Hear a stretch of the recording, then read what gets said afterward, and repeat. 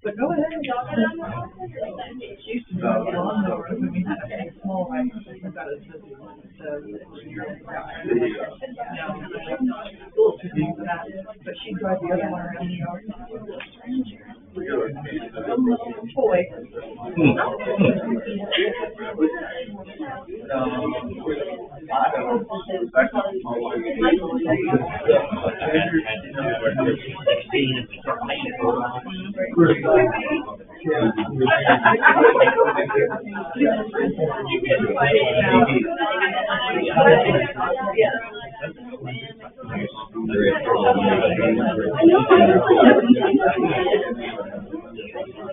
Try to make it easy, but it's not so big.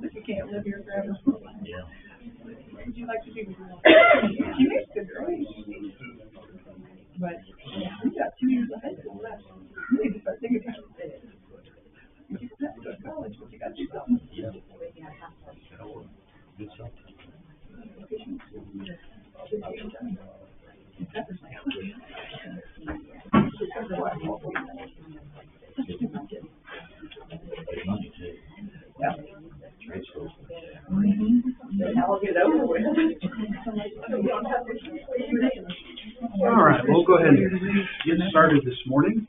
We're in Luke chapter 5, lesson 6, page 24.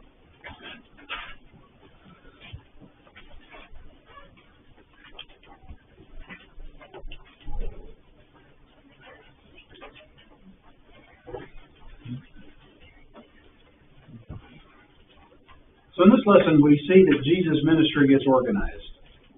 On Wednesday, we were looking at chapter 4, where his ministry gets started. And we noticed that it got off to somewhat of a rough start. Maybe a sign of things to come, because it's not going to be easy. But in this part of Jesus' ministry is considered his popular ministry. So people are drawn to it. And before he began his ministry, John was the most popular, well-known religious figure of the day. And that all changes by design. And notice how Luke shows us that, how John is imprisoned, eventually he's going to be executed. And just as Jesus' ministry begins to take off. So here in this section, though, we start to see how it does take shape. And mainly in the first 11 verses where we have recorded the call for the first disciples. In chapter 5, beginning at verse 1, it says, on one occasion, while the crowd was pressing in on him to hear the word of God, he was standing by the lake of Gennesaret. And he saw 2 boats by the lake, but the fishermen had gone out of them and were washing their nets. Getting into one of the boats, which was Simon's, he asked him to put out a little from the land.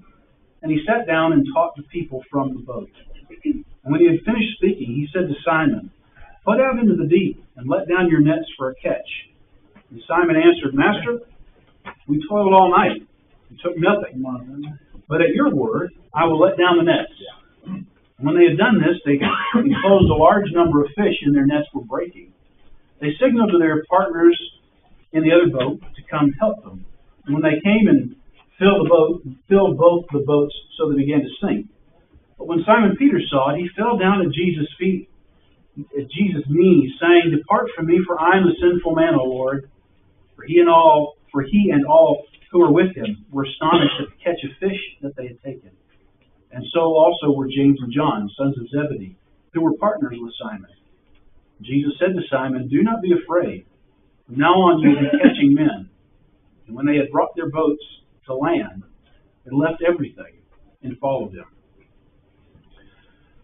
So we get a sense of, again, Jesus' popularity. He's teaching. And I've taught in a number of different places. I've never taught from a boat. It's always been an interesting thing to think about how this would have worked. I think in Matthew 13, you've got the parables of the kingdom, parables by the sea. Just a sense of people who wanted to hear what this man had to say. But he's very focused. Right? He's very focused. His purpose, yes, he's going to teach the people, but he's thinking about these fishermen who may or may not have been paying too close attention to what he had to say. They've been out fishing all night. Have you ever seen the kind of fishing that these guys were doing? It's not rod and reel. Using large nets. Maybe some of you have seen that either in online, or maybe you've actually seen it in person. These nets are just huge. They're huge. And if you go to the trouble of bringing them back, you're packing it in. You're done for the day. To get them all back out again, especially at the end of what you've been doing, would have been, that's quite an ask. And yet that's what Jesus is wanting them to do. He says to put out into the deep and let your nets for catch. And they're willing. They're willing to do that. What do you think of what Simon says here in verse 5? "Master, we've toiled all night and took nothing, but at your word I will let down the nets." There's some doubt there, wasn't it? Some doubt? Yeah. Yeah? He's a professional fisherman, but he's taking advice on how to fish from afar. Okay. Yeah. Professional fisherman taking advice from a carpenter. I would think, how do you tell him no? How do you tell him no, given what's transpired? What else? Well, I think it indicates that he had already obviously seen some of the things Christ had done. Mm-hmm. And not just was a believer, but he had seen some of these things. Yeah. With these men, they're at the right place at the right time. Okay, they're right where everything is happening. Right place at the right time. So you couldn't be at the right place and right time and not know what's been going on with Jesus. Well, Simon had just heard the sermon or the speech that Jesus gave from his boat. Put him on to, he started to push out, and Jesus started teaching.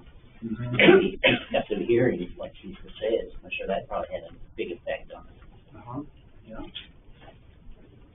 I love what Luke writes in the passage. I've preached sermons about this text. You've probably heard sermons from this text. "Master, we've toiled all night and caught nothing." If you can't preach a sermon about that, you need to reconsider your profession. You toiled all night and you haven't caught anything. That's us, isn't it? That's what we do. We work all night. And for what? You work all night, don't you? I do. You do. And for what? He says, we didn't catch anything. And the implication of that spiritually is is really something.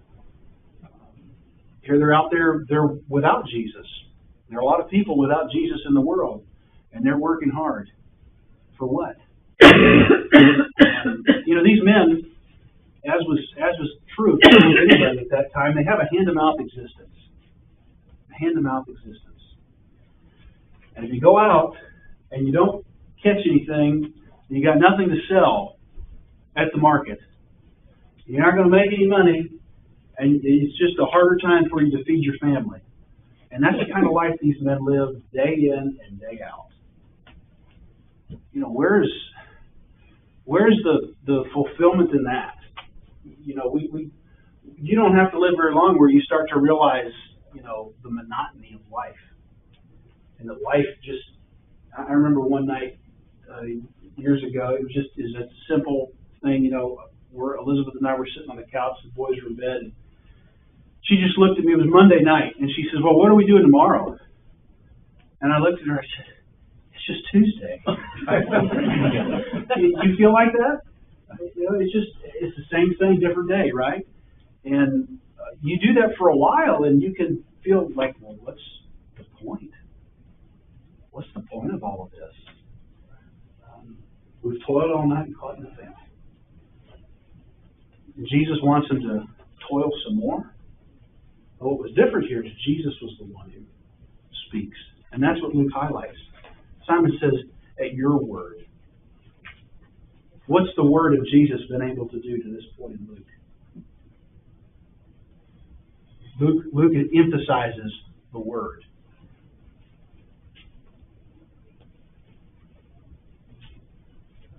But he healed the fever and Peter's mother-in-law. Healed the fever. Peter's mother-in-law. Cast out demons. His words. His words. So there's something to the words of Jesus, and Peter recognizes it. And that's why I said, how could you tell him no? So he goes out and does what he's told, and there are the fish. There are the fish. Now you know, fishermen in their stories of what they caught. As you know, you think, is that kind of what's happening here? They're just overwhelmed by this. Peter's overwhelmed by it, and we have these reactions of Peter, right? He's just, I mean, what do you do in response to Jesus other than what Peter does, falling down at his knees and to worship him? Depart from me, for I'm a sinful man. It's like, what does sin have to do with going fishing?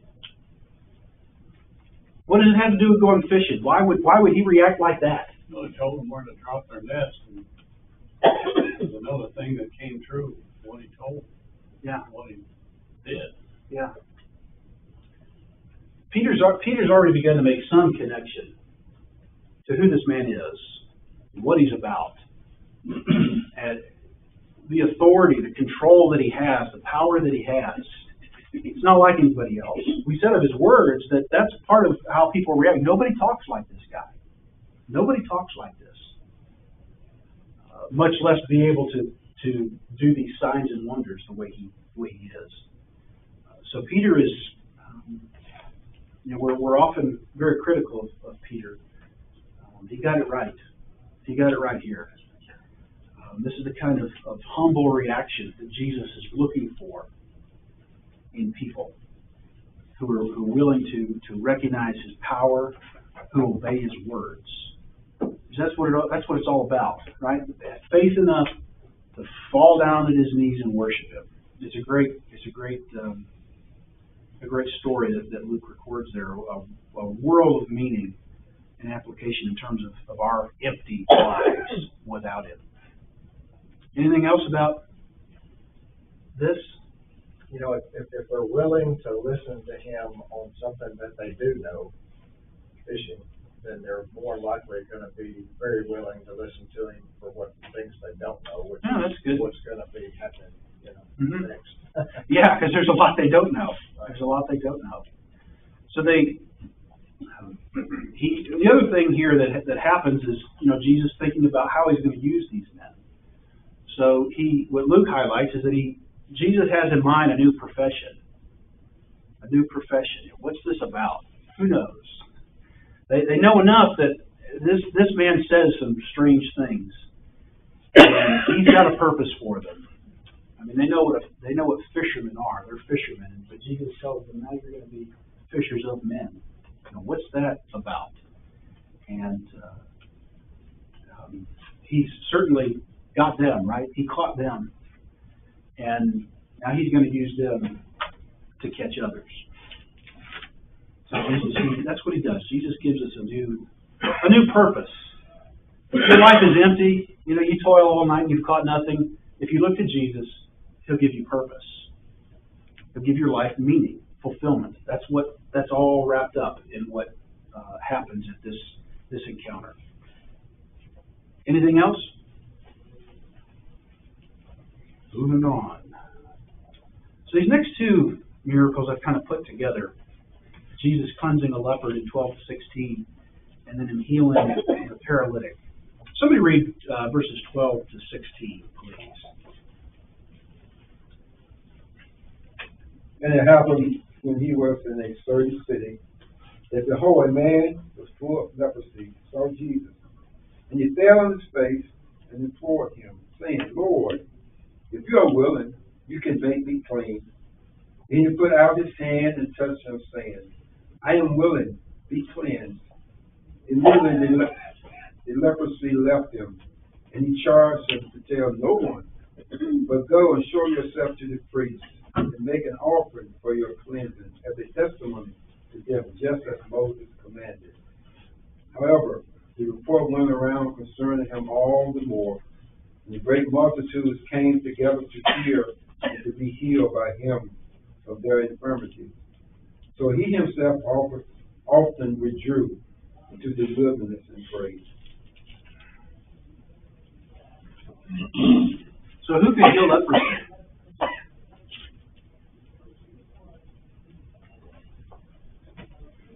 Be treated today, as far as I know. I don't know about healed. Okay. What about then? No. Nobody. What do you do with somebody who's got it? Cast them out to outside the city. Okay. Oh, that's such a bad word. She said quarantine. Quarantine. Yeah. No, that's exactly what you did. And you put them outside the city, away from the people. Now, how does that fit the theme of Luke? Who's Jesus looking for? The outcast. The outcasts. Those are the kinds of people he's looking for. Now we say, well, we understand why a leper would be outcast.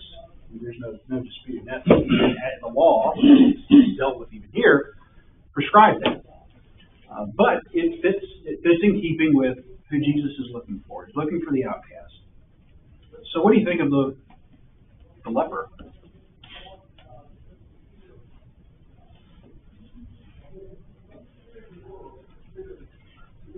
He showed a lot of faith How does he show a lot of faith? by believing that Christ could heal him. Okay. And there's no doubt there. He says, if you're willing. If you're willing. So there's faith. What else is there? It's bold to even approach him. It is bold, but the manner that he approaches him. Humility. It's humility, yeah. It's if you're willing. Maybe Jesus wouldn't be willing. I mean, maybe there's other things he's got to do. If you're willing. So there's humility in how he approaches him. Faith and humility. Those are cornerstones, right, of the heart of a follower of Jesus. And so Jesus says, well, he's willing. He's willing. I think, too, and it's hard to know. It's hard to know exactly what's happening here because of translation. In a lot of versions says, I will. And that phrase is important. And there's other instances where Jesus uses that phrase, I will. Not, I'm willing, I'll do it. It's, I will. And it gets into the authority that he has, the power of his words. If you look at Matthew 8, each encounter that Jesus has following the Sermon on the Mount is all about him willing things to be done. And that seems to be what's happening here. I will be clean. He cleanses him. And then says to go show yourself to the priest. So there's cleansing here. Why does he say go? Oh, Siobhan. Would Jesus have been considered unclean after touching the leper? I think so. There's By the protocol. law? Now there's protocol there, and that some of that is dealt with in him telling you to go show yourself to the priest. When a leper was cleansed, there was, or if there's some question, perhaps he's cleansed. You go show yourself to the priest, and there's an examination that takes place, and depending on the results of things, then they are reincorporated into the community. And I think what this is really about is the fact that Jesus he's following the law. He's keeping the law. One of the criticisms that Jesus has is that he's just upending everything. He's just tearing the law up. He's destroying the law. And Jesus says in the Sermon on the Mount, for example, I didn't come to destroy, I came to fulfill. He's not going to do anything that's going to break or violate the law in any way. So it serves two purposes. Number one, he's following the law, the protocol that's called for. Secondly, this guy's got a story to tell the priest, doesn't he? I mean, now you're talking about the leaders of the people encountering people who've been healed by this strange and unusual, untrained man. Go show yourselves to the priest. Now, I think to add to that, Peter, John, and James were following him, so you can imagine the reassurance that they were like, look what we just seen, Yeah. If we may have doubted him, but now this is really happening. Yeah. So, wow. And that's what every miracle is going to do. Right? It's going to serve as proof and evidence. It's going to settle doubt and questions. Jesus doesn't expect anybody to just follow him because I said so, right? We've talked a little bit about this in the very beginning in dealing with Zechariah and Mary. There's questions that they have, and so there's evidence that's given. There's always evidence that's given. There are signs that are given. And these miracles, we talk about them, we describe them as the miracles, and I think that's fine. Primarily the way the people would have talked about them were signs and wonders. Signs and wonders. That language is only used to describe when God did something in the world, in the lives of people. And so that's what they think is happening when they see Jesus do these things. Signs and wonders. Now, we could, and I think it's good, we could say, well, what's the deeper meaning behind Jesus cleansing a leper? Is there some deeper meaning behind that? And I would suggest that there is. But if we look at the next miracle, that is made perfectly clear to us. So when Jesus heals the paralytic, now he just comes out and says what these miracles are all about. So in verse 17, on one of those days when he was teaching, Pharisees and teachers of the law were sitting there, who'd come from every village of Galilee and Judea and from Jerusalem. And the power of the Lord was with him to heal. And behold, some men were bringing on a bed a man who was paralyzed.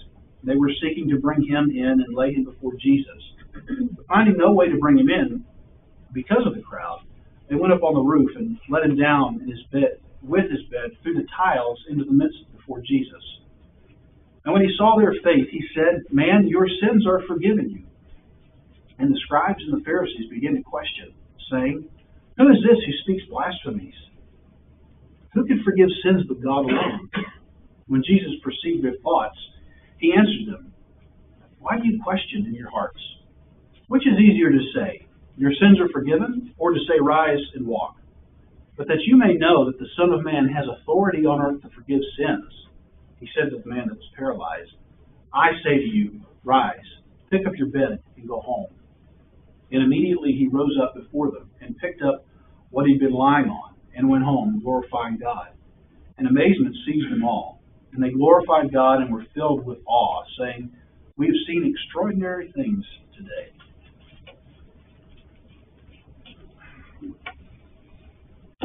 So what are the purpose of the miracles? Well, the word's gonna spread for one. Okay, word is going to spread. Miracles did do that to help the word spread. What else? It's not a physical cleansing, it's a spiritual cleansing. Okay, not just a physical cleansing, a spiritual cleansing. For the unbelievers, that was a way to get them to believe that Jesus was dead. Okay, it's more evidence to bring people to faith. What else do you think? Well, verse 24, Christ himself says, that you may believe the Son of Man has the power on earth to forgive sins. So he's got that power. Yeah. This is the first time he's said anything like that. And I'm struggling today if you didn't pick up on that. So excuse my water. This is the first time he's said anything like this about forgiving sins. I mean, it's one thing if he's a healer. Israel could look back in their history and well, they had similar things, right? Had happened in the past. Maybe think of some things that Elijah did. Is this just happening all over again? And the answer is, of course, no. This is something new and different. And Jesus makes this connection. And so the miracles are showing.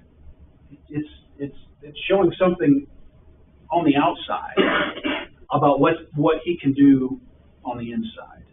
Might be a way to think of it. These miracles, this healing, he reverses. I mean, what is healing anyway? Healing is reversing decay.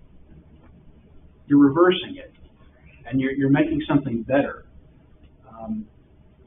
Well, that sounds that's in keeping with the broader theme of new creation that the Bible deals with. Jesus is doing that. You reverse decay and reverse death. He's going to do all of that in his ministry. Well, what's responsible for decay and death? Sin. So, if he just heals, is he doing anything to really get at the heart of the problem? No, he's not. But if he addresses sin, then we're getting someplace. And so he wants the people not just to trust him that he can heal them, but that he can forgive them. That he can forgive them. And of course, forgiveness is what we all need most in our lives. Certainly those who are humble know that very deeply. And Jesus is saying, I can do that. And he can do that with his words. He can speak that into existence. I mean, you have to appreciate the way he interacts with them. Again, you wish you could, have seen this or actually heard it. Jesus he's clever, to put it mildly. He says, which is easier for me to do? Like you're questioning and arguing and debating among yourselves about me. Why don't you, sort out which is easier for me to do? To forgive this man's sins or to heal him? And so Jesus says, so that you know that I can forgive his sins. Then he looks at the man and says, get up and walk. The Pharisees had no say in any of that. They could not stop it. They had no control over it. And this is the big problem with the Pharisees, right? They are losing control. Right in front of their faces. They're losing control. There's nothing they can do about this man. So they're going to try to figure out how they can respond. But here is the first time where Luke is showing you, here's what the miracles really are all about. It's about this deeper need that we have, this deeper purpose that he's serving.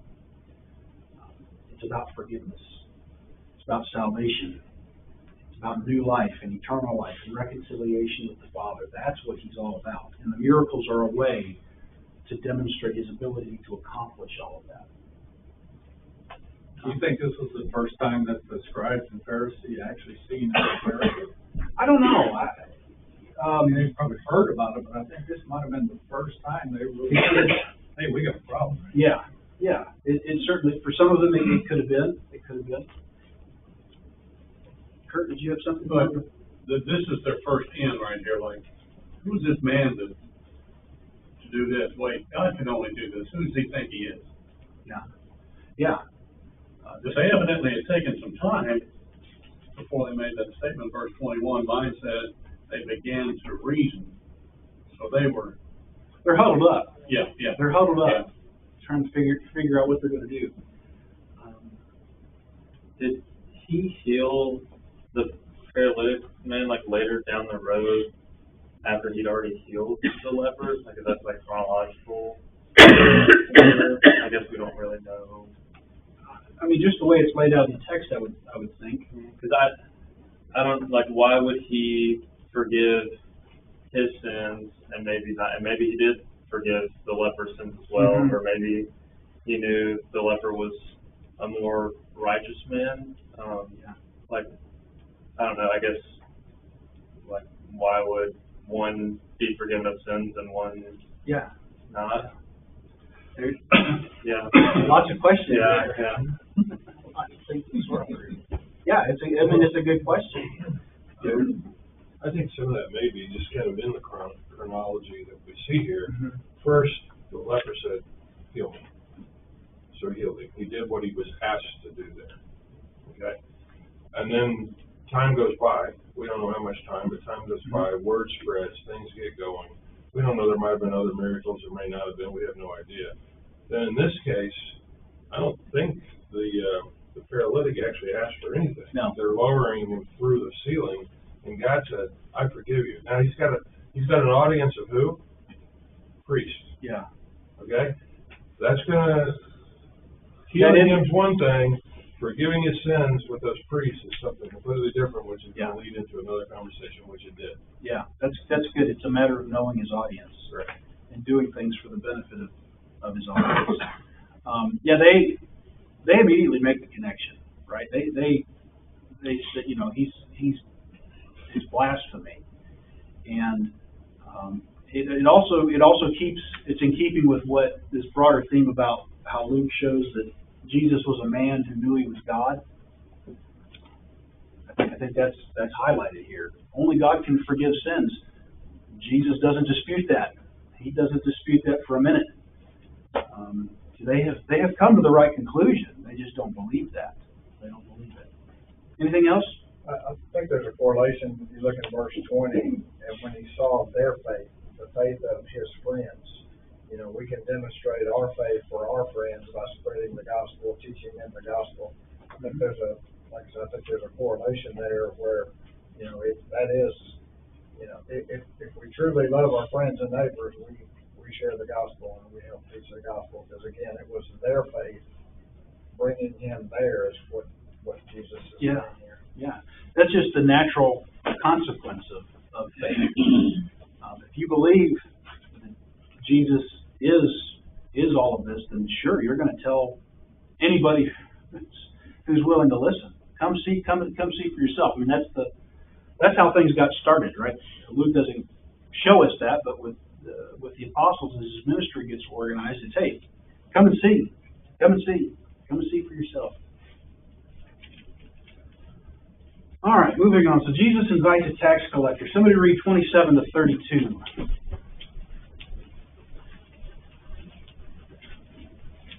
After this, he went out and saw a tax collector named Levi sitting at the tax booth. And he said to him, "Follow me." And leaving everything, he rose and followed him.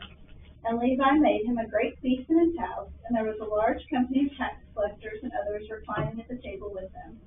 And the Pharisees and the scribes grumbled at his disciples, saying, "Why do you eat and drink with tax collectors and sinners?" And Jesus answered them, those who are well have no need of a physician, but those who are sick. I have not come to call the righteous, but sinners to repentance. All right. Tell me about the tax collectors. Not well liked. Not well liked. Okay. Being nice. Still not well liked. Not well liked. Why weren't they well liked? They were thieves. They were thieves. They defrauded. Okay. Yeah. We talked a little bit about that with when some of them went out to see John. John says, "Hey, don't take any more than what's owed." Why else? What else about them? They're representative of their oppressor, which was Rome. Okay. Yeah. And especially if it was a Jewish man who was representing their oppressor and taking from his brethren. Yeah. That was particularly egregious. Yes. Yes. The question is, well, who are they collecting taxes for? They're collecting taxes for the Roman Empire. And they were extorting at the same time, but they were keeping the difference for themselves. Yes. Yes. And that's just a perfect job. Because what can you do? What could you do? You had to give them what they required. But yes, to have a Jew in this position, Allison, yes, it's especially egregious. And so Levi, I mean, just by his name, you know he's Jewish. Does he have any friends? Other tax collectors. Other tax collectors, okay. Yeah, birds of a feather, right? So what's his life like? What's his life like living among Jews? He's an outcast. Okay, yeah, an outcast. Here's another character who's, living on the margins of society. Jesus, this is his popular ministry, right? Nobody more famous than him. People coming from all over the place to see him. And he's organizing his ministry, right? That's what's going on here. He's choosing men. And he goes up to this tax collector and says, "Hey, follow me." Could you imagine? Could you imagine how overwhelmed Levi must have been to receive an invitation like that? I would suggest that was the last thing he was expecting would have happened that day. But that's exactly what Jesus does. Come follow me. So when good things happen, we tend to celebrate. And I think that's what's going on here. And when we celebrate, we invite our friends. And so there's the other tax collectors who come, and maybe Jesus is for these other guys. So they're celebrating, and this whole scene is recognized by, well, probably some of the same characters in the previous scene. The Pharisees who are critical of Jesus forgiving sins. And then the establishment, what we're seeing is they're watching. They're watching him very intently. And here we see the purpose behind their watching. This man thinks he's God. This man thinks he's God, thinks he can forgive sins. Look at who he's running around with. Tax collectors and sinners. That's always been an interesting expression to me, tax collectors and sinners. The tax collectors, they're their own special class of lowlifes as far as they're concerned. Tax collectors and sinners. Now, I've said before, anytime Jesus ever ate in the presence of anyone, he ate with sinners. And that's, that is not yet grasped. Jesus' response, what's he say?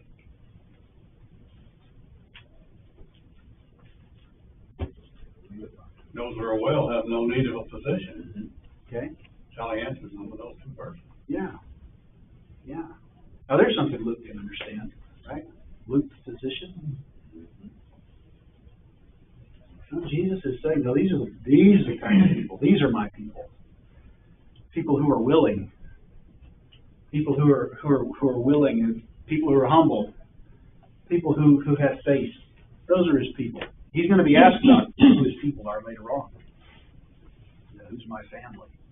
We're starting to see that in this reaction. So the other thing about his ministry getting organized,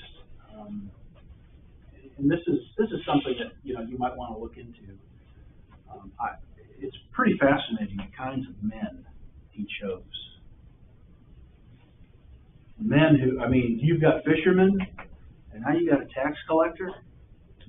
You think Peter, James, and John thought much of Levi? I don't think so. James and John, I think James and John were some pretty rough characters. Fishermen generally are pretty rough people. James and John, how are they remembered? Timid and shy. Oh, the sons of thunder, yeah, the sons of thunder. I think that there's a time we'll get to that later. They wanted to rain down some thunder. Putting them together was interesting because the fishermen were probably as tax. You can imagine. Yeah, running your business and the government, and we can understand. We can relate to that. And then later you see Simon the Zealot, and he definitely was against the Roman government. Oh yeah, This point is not just with these couple, but just all of them, all 12 of them. They're an interesting. There's an interesting dynamic with who Jesus chooses, but what brings them together is Jesus. It shows their trust in, they've seen him do what he does, and it's like, well, he must know something. I guess we'll just hang out together. Yeah. And now there's rivalries. There's rivalries that they have, and that comes up. But you see them being willing to work together because of their faith in Jesus. And that's what brings us together, right? You think of all of the different backgrounds and experiences and walks of life. Any group I've ever been with has been a pretty diverse group of people. I've met people that I'm pretty sure I wouldn't have otherwise ever met had it not been for Jesus. And you see how that's what he can do. He can bring people together. Of course, that's what God is trying to do. God is forming a new family. And it's a family that's determined not by ethnicity, not by status. It's a family of faith. Faith in the grace of God that's found in Christ. So there's something to think about as he invites this tax collector. You think he sat down with all these men, went over the terms of employment? And how much he paid them? Think about that. Yeah. They were faithful just to pick up and leave and follow him. Yeah. And trust him. Yep. They had jobs, they had responsibilities, they had families. When James and John and Peter, it says that they left everything. Yeah. They left everything. It's sacrificial. Following Jesus is sacrificial, and you see that from the very beginning and how he organizes these men.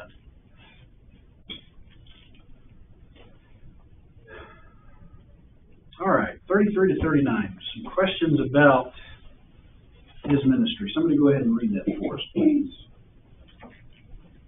And they said to him, the disciples of John fast often and offer prayers, and so do the disciples of the Pharisees, but yours eat and drink.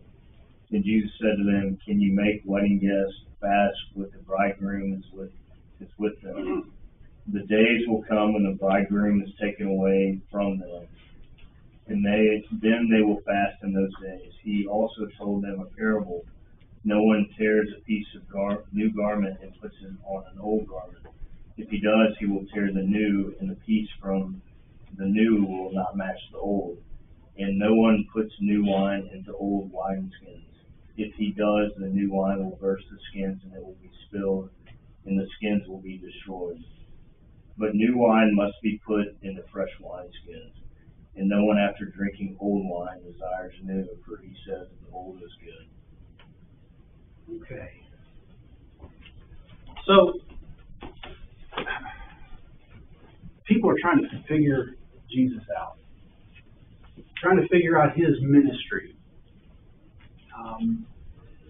We see the kinds of men that he's called. He's got a special purpose for them. We also see him attracting other unlikely people.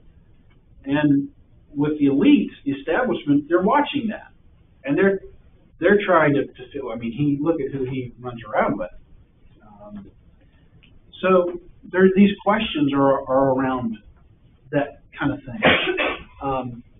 I don't think the questions that are asked here are the same kinds of questions that the Pharisees were debating about. I think you have people who are just genuinely trying to understand what they're witnessing, what's going on. So the disciples of John, they fast, and they pray, and so do the disciples of the Pharisees. But yours don't. So we've got three groups, right? We've got John's ministry. We've talked about John's ministry. And so they operated in a certain way. They were known for certain things. The Pharisees, they've got their followers, and we know all about them and all of their rituals and what they're about. They're sort of a group. Now here you are, you're starting a group, and you're different. You're different. Why aren't you fasting? What's he say? And he gives a couple illustrations that are somewhat, you kind of have to dig into to understand the cultural context a little bit. But what's his point? Not time for fasting. Not time for fast. When do you fast? On Monday, right? Monday. Tomorrow. When do you fast? In your morning. In your morning. Okay. Is that what is it time for morning? Jesus is saying, no, this is not. What's happening now is not the time for that. It's not the time to grieve and to mourn. We said this is his popular ministry. This is a time to celebrate. I mean, if he's trying to get the people to understand what time it is, what's happening here. We've talked a bit about that already in the very beginning when we were looking at Zechariah's prayer. Zechariah is recognizing that this is the time that God is now being faithful to the promises he made to Abraham. It's within our lifetime we're going to see it come to pass. That sounds like a pretty good time. That sounds like a time to celebrate. It's not time to mourn and to grieve. Part of what I think he says is there will be time for that.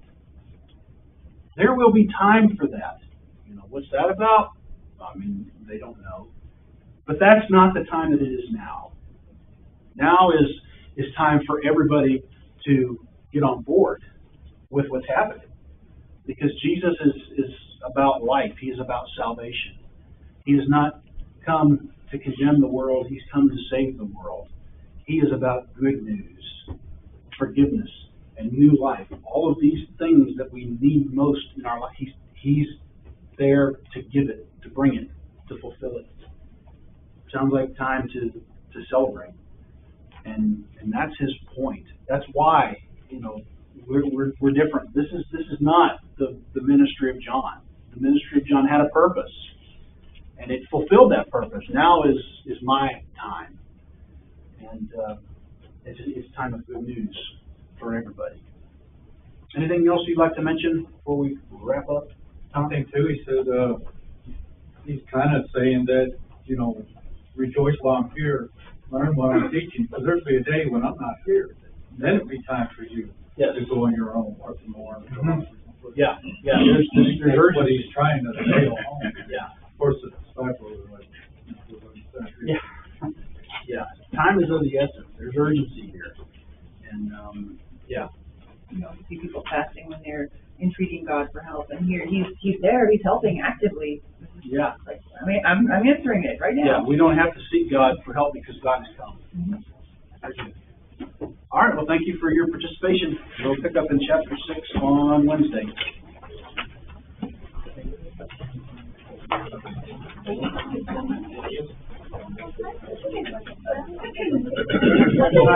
Doing good, thank you.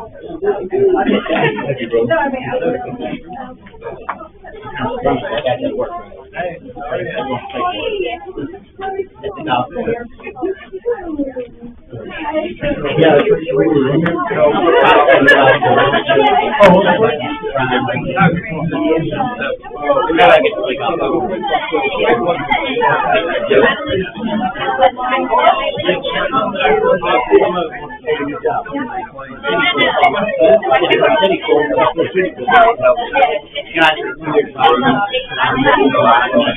Yeah.